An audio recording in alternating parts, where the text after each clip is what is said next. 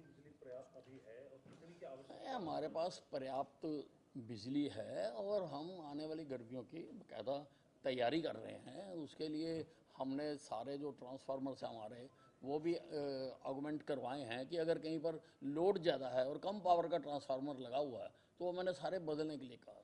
हर sub division में मैंने एक ट्रांसफार्मर बैंक बनाने के लिए कहा है। हर सब डिवीज़न में ट्रांसफार्मर को कैरी करने के लिए एक गाड़ी रेडी रखने के लिए कहा मैंने। सरकारी नहीं है चाहे हायर कर लो, लेकिन गाड़ी होनी चाहिए कि अगर कहीं पर कोई तकनीकी खराबी आ जाती है, जहाँ कोई जल जाता है, ज़्यादा तो यही होता हमारा, जल जाता है तो वो इमीडिएटली रिप्लेस हो जाए। किसी प्रकार की हमारे पास सफिशेंट बिजली है और हम लोगों को उस प्रकार से ही देते रहेंगे। नोटिफिकेशन भी सर एक सोशल मीडिया पे देखने को मिली थी, तो ये पहले का ही है, कोई नया नहीं है। ये देखिए शहरों को हम पूरी दे रहे हैं 24 घंटे की। जगमग गांव जो 5,500 के करीब है हम पूरी दे रहे हैं। ये जो 1300 गांव है जहां वो अभी जगमग नहीं हुआ है वहां पर पहले भी 8 घंटे ही दे रहे हैं हम। कोई नया नहीं है, ये उनके लिए ही है, बाकी किसी के लिए नहीं है। 8 घंटे कटे या 16 घंटे सप्लाई? हाँ, 8 घंटे काटे और 16 घंटे सप्लाई पहले ही दे रहे हैं। और उन गाँवों को भी हम जगमग गाँव करने के लिए हम लगातार प्रयास कर रहे हैं और हम चाहते हैं कि हमारे हरियाणा के सारे गाँव में भी 24 घंटे लोगों को बिजली मिले। तो साहब ये बात और चिंताजनक हो जाती है जब एक कैबिनेट मंत्री ही कंसर्न मिनिस्टर को फोन करे कि कोई अधिकारी फोन नहीं उठा रहा है। कैसे देखते हैं सर, आपने एक्शन भी लिया, सस्पेंड किया उस अधिकारी को? नहीं, देखिए ये हम किसी हालत में बर्दाश्त नहीं करेंगे कि किसी एमएलए, एमपी या मिनिस्टर का कोई अधिकारी फ़ोन ना उठाए। ये तो पूरे प्रजातांत्रिक सिस्टम को ठेंगा दिखाने वाली बात है। हमारे सिस्टम में जो प्रजातंत्र हमने अंगीकार किया है पार्टीशन के बाद, उसमें रिप्रेजेंटेटिव फॉर्म ऑफ गवर्नमेंट है। लोग अपने नुमाइंदे चुनते हैं और वो फिर नुमाइंदे आगे रिप्रेजेंट करते हैं उनको। अब हर आदमी डीसी की कोठी में नहीं जा सकता, इतना वो होता है, एसपी की कोठी में नहीं जा सकता या किसी और के दफ्तर में नहीं जा सकता हर आदमी। इसीलिए ये सिस्टम बना कि वो अपनी तकलीफें अपने रिप्रेजेंटेटिव को कहेंगे और रिप्रेजेंटेटिव आगे अधिकारियों को कहेगा। अगर कोई अधिकारी रिप्रेजेंटेटिव का, एमएलए का, एमपी का फोन ही नहीं उठा रहा, वो तो सारे सर जो प्रजातांत्रिक सिस्टम है उसकी धज्जियां उड़ा रहा। और अगर एक एमपी और एमएलए या मंत्री का फोन तुम नहीं सुनते हो तो आम आदमी का कैसे सुनोगे तुम? इसलिए मैं किसी भी हालत में इसको बर्दाश्त नहीं कर सकता और मैंने इसीलिए कार्रवाई की है। ये आपके विभाग में हुआ है और एससी स्तर का अधिकारी बताया जा रहा है, क्योंकि आने वाले दिन गर्मियों के हैं, कहीं ना कहीं जो ये डाउन होंगे ट्रांसफार्मर, फिर अगर मंत्री या एमएलए दोबारा कंप्लेंट करते हैं फोन ना उठाने की, क्योंकि हो सकता है अधिकारी फिर ना उठाएं, तो फिर ऐसा देखिए अनिल विज को सब जानते हैं, मैं बख्शता नहीं हूँ। ये सारों के लिए वार्निंग भी है कि तैयार हो जाओ सारे, ये हम बर्दाश्त नहीं करेंगे। जैसे कंप्लेंट्स के लिए, उसके लिए हम कॉल सेंटर चलाते हैं। हर आदमी को कोई ज़रूरी नहीं है कि वो किसी दफ्तर में ही जाए, कॉल सेंटर चलाते हैं और कॉल सेंटर वाले कब कंप्लेंट दर्ज हुई, कब वो सोल्व हुई, उसका फिर उसको बताते हैं। मैंने खुद एक कॉल सेंटर पे जाके रेड की थी और मैंने सारा वहाँ से देखा, रजिस्टर्ड देखा भी कब कंप्लेंट आई थी, कब सोल्व हुई, और वहाँ बैठ के ही मैंने जो जिनकी कंप्लेंट थी, जो कंज्यूमर हैं, उनके साथ मैंने खुद बात की कि भी इनका डाटा करेक्ट है या नहीं है। तो हमने सारा सिस्टम बनाया होगा, लेकिन कई बार कहीं जो तकनीकी खराबी आ जाती है उसके लिए थोड़ी दिक्कत होती है। तो ये जो शॉर्ट टर्म या लॉन्ग टर्म समझौते होते हैं बिजली के, क्योंकि आपका जो ये तो अभी इसका शिलान्यास हुआ है तो काम इसके टेन्योर है तब शुरू करेगा, जो फौरी तौर पे समझौते होते हैं सीजनल, वो हो गए हैं? देखिए हमारे पास जितनी बिजली है और बकाया जितने की ज़रूरत है, हमारे सबके साथ एग्रीमेंट हुए हैं। हमारे पास बिजली की कोई कमी नहीं है और हम अपनी जो क्षमता है उसको और बढ़ाने के लिए भी लगातार प्रयास कर रहे हैं। अभी प्रधानमंत्री नरेंद्र मोदी जी यमुनानगर में 800 मेगावाट का थर्मल पावर प्लांट लगाने का शिलान्यास करके गए हैं। उसी प्रकार से हिसार के खेदड़ में भी हम लगाना चाहते हैं, उसका भी हम तैयारियां कर रहे हैं। और पानीपत में भी हम 2 और प्लांट लगाना चाहते हैं ताकि हमें बाहर से लेनी ही ना पड़े। हमारा ये प्रयास है कि हमारी अपनी ही इतनी बिजली हो जाए कि हमें बाहर से ना लेनी पड़े। लेकिन आज की तारीख में जो सभी प्रदेश जो बाहर से भी लेके अपनी पूर्ति करते हैं।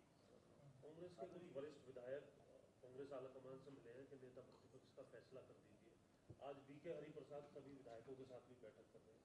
क्या लगता है सर कांग्रेस, क्योंकि अब आप ही से पूछना पड़ेगा क्योंकि कांग्रेस वाले तो कहते हैं कि आलाकमान ही बताए। 7 महीने हो गए, अभी तक कांग्रेस विपक्ष का नेता का नाम तय नहीं कर पाई है। ये कांग्रेस की निर्णय ना लेने की जो क्षमता है उसको दिखाता है। और ये केवल हरियाणा में नहीं हो रहा, सभी प्रदेशों में, कि ये कोई निर्णय नहीं ले पाते। ये जो निर्णय ना लेने की स्थिति है, इसको लेकर तो कांग्रेस के विधायक भी अब मुखर हो चुके हैं। बाकायदा और तरह की, जैसे सरसा के जो विधायक हैं वो गोकुल सत्या तो कह रहे हैं कि एक पार्षद जो मेयर है वो भी प्रधानमंत्री से मैंने आपको बताया कि कांग्रेस की जो नेतृत्व है वो फैसले करने में सक्षम नहीं है, इसी कारण फैसले नहीं कर पा रहे। 7-7 महीने तक आप फैसला नहीं कर पा रहे। अभी हमारा सेशन हुआ है विदाउट लीडर ऑफ ओपोजिशन हुआ है, बिना LOP के हुआ है वो। तो ये कांग्रेस की जो स्थिति है ये उसकी ओर इशारा करता है कि कांग्रेस अब पूरी तरह से फेल हो चुकी है। अभी तो राहुल गांधी विदेश में, इस बैठक के बाद निचोड़ निकल सकता है सर, क्या अनुमान है आपका? नहीं, ऐसी कई बैठकें पहले भी हो चुकी हैं। वो तो एक निर्णय करना आपने और उसके लिए आप 6-7 महीने लेते हैं। ये तो आप सरकार में नहीं आए क्योंकि लोगों को आपकी हैसियत पता थी। अगर गलती से आप सरकार में आ जाते थे तो 8 महीने तक मुख्यमंत्री का नाम ही नहीं तय कर पाते। कैसे चलती सरकार? ये काबिल नहीं है अब, और इनको इसीलिए जनता हर जगह से उखाड़ रही है। थोड़ी थोड़ी जगह रह गई है, वहाँ से भी जनता इनकी जड़ों को उखाड़ देगी। ये हरियाणा भाजपा के अध्यक्ष का फैसला कब तक हो जाएगा? ये देखिए, ये मेरे परव्यू में नहीं आता है।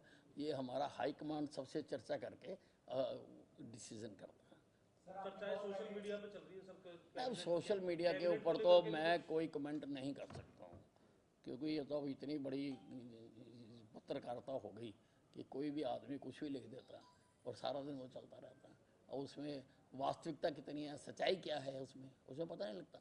ये तो रोज़ प्रदेश अध्यक्ष बना के सोते हैं, अगले दिन फिर उसको हटा देते हैं, फिर किसी और को बना के सोते हैं।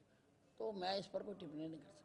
चर्चाएं तो कैबिनेट के कुछ वो भी चल रहे हैं परिवर्तन की, आप तक है ऐसी कोई सूचना है, ऐसा कोई आभास है कि कैबिनेट? नहीं, देखिए, ये हमेशा से प्रेरोगेटिव मुख्यमंत्री का होता है कि वो किसको बनाए, किसको रखे, किसको हटाए। ये इसके ऊपर तो ये तो हमेशा मुख्यमंत्री का ही प्रेरोगेटिव होगा।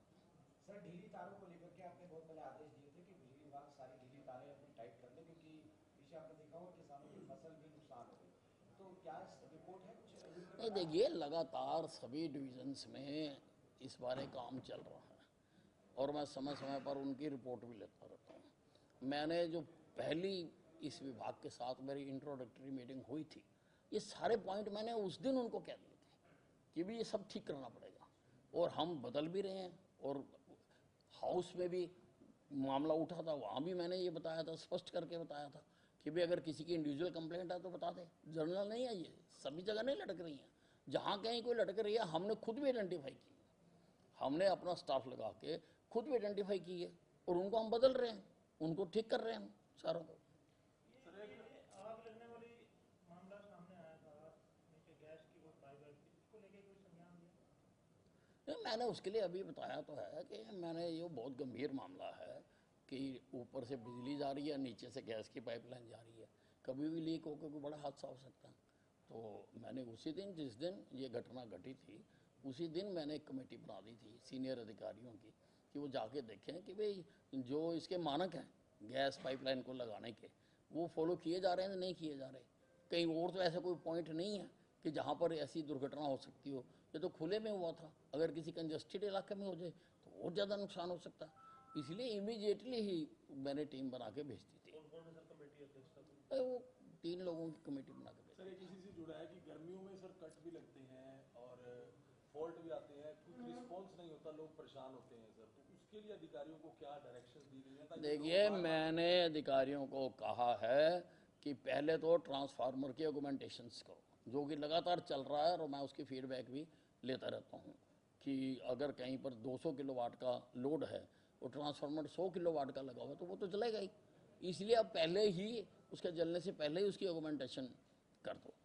और दूसरा मैंने कहा है कि हर सब स्टेशन में आप एक ट्रांसफार्मर बैंक बनाओ, और वो बैंक ऑनलाइन होना चाहिए कि किस कैपेसिटी का कहाँ पर कौन सा ट्रांसफार्मर किस सब डिवीजन में पड़ा हुआ है, ताकि अगर उसके अपने बैंक में ना हो तो वो साथ नियरेस्ट कहाँ पे है वहाँ से वो लाके लगा सके। और सब मैंने कहा है अधिकारियों को कि हर सब स्टेशन पर ट्रांसफार्मर को कैरी करने के लिए एक गाड़ी भी तैयार रखें।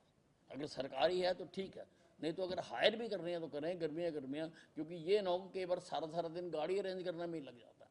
और बाकी भी जो इक्विपमेंट है बदलने के लिए जिनकी जरूरत होती है वो भी मैंने सारे इनको कहा कि तैयार करके रखो, ताकि कोई दिक्कत ही नहीं चाहिए। हमारा डिपार्टमेंट ऐसा है, फॉल्ट कभी भी आ सकता है, कोई आंधी आ गई, तूफान आ गया, आ जाता है, लेकिन उसको हम कम से कम समय में रिपेयर कर सकें, उसके लिए हमने अपने आप को तैयार करना।